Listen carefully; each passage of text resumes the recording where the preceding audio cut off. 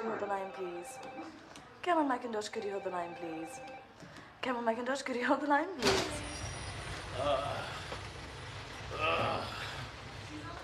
How's your throat this morning? It's just about there at the moment. Hello, Liz, she's on the call. Oh my God. I'm going to need to take some of this intravenously. Telephone, I'm afraid. The core of this company have been together for over 20 years, and that is like a family.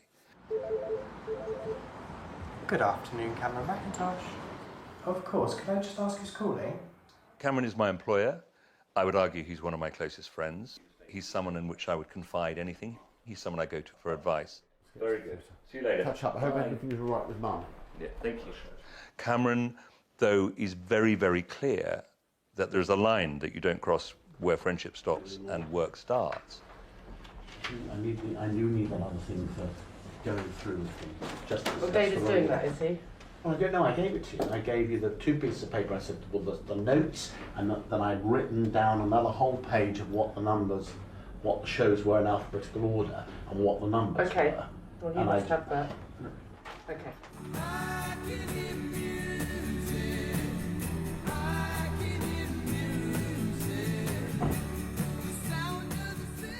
For the young man who never wavered in his determination to work in musical theatre, there was only ever one career plan.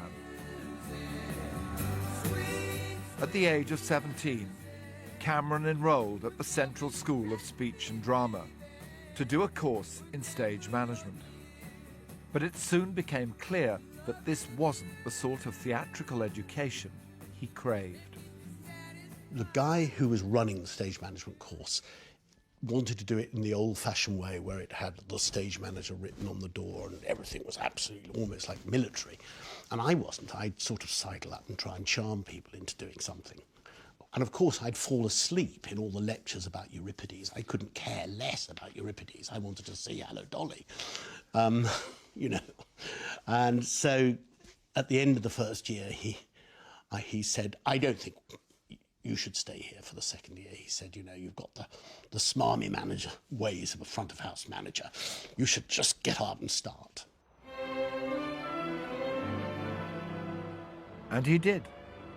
As a stagehand on Camelot, he earned the princely sum of £7 a week. And I was telling everybody that I was going to be a producer. Some people were encouraging, other people thought stuck-up little shit. And in Shepherd's Market, long before the hookers, there were lovely greengrocers, lovely fishmongers, and I had this little belling, little tiny oven and 2 rings. Long before it was fashionable to cook with woks and steamers, I learnt how to cook 3-course meal on top of my little belling, and had a wonderful time. Consider yourself at home. Consider yourself one of the family. I've taken to you so strong. It's clear we're going to get along. Consider yourself well in. Consider yourself part of the furniture. There isn't a lot to spare. Who cares? Whatever we got, we share. If it's your chance. When his stint at Drury Lane ended, Cameron moved on to become assistant stage manager on Oliver. Always your chance for me. It would be a defining moment on his path to becoming a producer. One of the 2 ASMs had to be in the show, which was pretty embarrassing, because particularly I had no intention of ever being an actor. And I got through singing Consider Yourself and whatever, and eventually said, all right, you'll do it's just you're only getting this job because the other boy is tone deaf. And so that's how I got to be in Oliver. Far off the sun consideration we can state. Consider yourself one of us. Given that you were both on stage, however limited your talents were, and you were also being the ASM, so you were able to see this from both perspectives. I was, and I just learned how the theatre went together. And what I loved about Oliver, seeing it, and I just remember it as if I'm watching it for the first time today, is I was completely immersed in this world.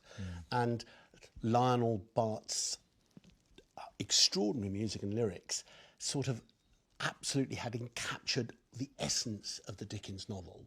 And Sean Kenny's sets and the lighting wasn't trying to recreate a real Dickens London. It took you into a whole world. And I realised later in life that that is the duty of a musical, within the first 5 to 10 minutes, to create a world that you totally believe in. He lives and breathes every moment of a show as he's watching it. I think lighting is one of the things Cameron really loves. That sort of sense of being able to change a space is something he loves.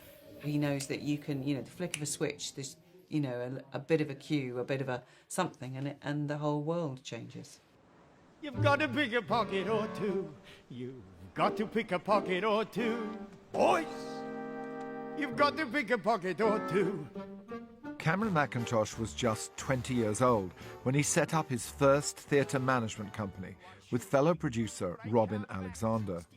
They sailed pretty close to the wind. I hear a story that Robin's wife had to sell her jewellery to pay the actors. Tell me about that. It's totally true. Well, we would have to go to the pawn shop some weeks. If there wasn't enough money to pay the actors, she said, "All right, Thursday night, how much have you got, boys?" And she'd hand the jewels, we'd go to the pawn shop, and we paid the actors. We never had any money. Oh, why should we break our backs stupidly paying tax? Better get some untaxed income. You better pick a pocket or two. Why should we all break our backs? Better pick a pocket or two. He literally flew by the seat of his